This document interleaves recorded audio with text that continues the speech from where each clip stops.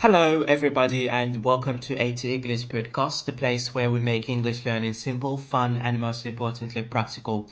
I'm Abdulati, your host, and today we are diving deep into one of the most common struggles English learners face: how to improve your English effectively, especially when it comes to speaking, grammar, listening, reading, writing, and vocabulary. Now, I know a lot of you have been studying English for a while, maybe through schools, books, apps, or anything is like speaking platforms. But when it comes to actually speaking, holding a conversation, or expressing yourself naturally, you feel stuck, you freeze, you think in your native language first, and by the time you translate in your head, boom, the conversation has already moved on. Sounds familiar? Well, don't worry, because today I will share with you some solid techniques to help you level up your English in a way that feels natural and, more importantly, sustainable. First thing first, let's talk about conversation. A lot of people think I need to learn more grammar before I can speak. But let me tell you something. Kids don't learn grammar first. They learn by listening and repeating. And that's exactly what you need to do. You don't need to wait until you are perfect to start speaking. Just start, find a language partner, join an online English speaking group, or even talk to yourself. Yes, you can do this, and you heard it right. Talking to yourself in English might feel silly at first, but it's a great way to get comfortable for forming sentences without pressure. Another great tip is shadowing. This means listening to native speakers, maybe from a podcast like this one, a YouTube video, or even a movie, and repeating what they say in real time. It helps with pronunciation, rhythm, and confidence. Now, let's talk about grammar. Nobody wants to sit down with a boring grammar book, memorizing rules and expectations, right? And honestly, you don't need to. The key to mastering grammar is to notice patterns instead of memorizing rules. When you listen to a native speaker or native speakers or read in English, pay attention to how sentences are structured instead of thinking, oh, this is present perfect continuous. Just notice how and when it's used. Ask yourself, how do native speakers say this? When do they use it?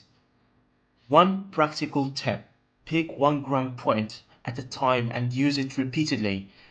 Let's say you are working on the past tense. Instead of saying yesterday I go to the market, correct yourself by saying yesterday I went to the market. Keep practicing it in different sentences until it feels natural, and don't stress about mistakes. Mistakes mean you are learning. All right, let's move on to vocabulary. A lot of learners try to memorize long lists of words, but here is the truth. If you don't use them, you lose them, right? Instead of learning random words, learn words in context. If you love sports, focus on sports. Vocabulary, of course. If you work in business, learn business related words, and most importantly, learn phrases, not just words. For example, instead of memorizing the word effort, learn the phrase make an effort instead of just learning. Agree, learn. Okay? I totally agree with you. This way, when you speak, you won't have to think too much. You will already have full sentences ready to go. And let's not forget about pronunciation. You might know all the words in English or all the words and grammar, but if your pronunciation isn't clear, it's hard for people to understand you. English has connected speech, meaning words blend together in a sentence. Instead of saying, what are you doing? Word by word, native speakers say, what you doing? What you doing? Okay? So there is a reduction of sounds in the sentence. So when you listen to English, don't just focus on individual words. Pay attention to how they connect. Try repeating full sentences exactly as you hear them. This will make your speech more natural. Now here's the thing. Learning English is not a one-time effort. It's a habit. Make English part of your daily life. Change your phone language to English. Watch movies with English subtitles. Think in English when you are alone. And if you ever feel frustrated, just remember yourself.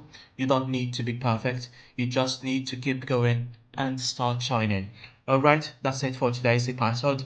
I hope you found these tips useful. If you did, make sure to subscribe to AT English podcast, because we have got a lot of more coming your way. I haven't talked about listening, writing, and as well reading. Next episode, we're going to talk about these skills. And hey, if you have any questions or any topics you'd like to talk about, about in next episode, let me know. Until next time, keep learning, keep practicing, and most importantly, keep speaking. See you soon, guys.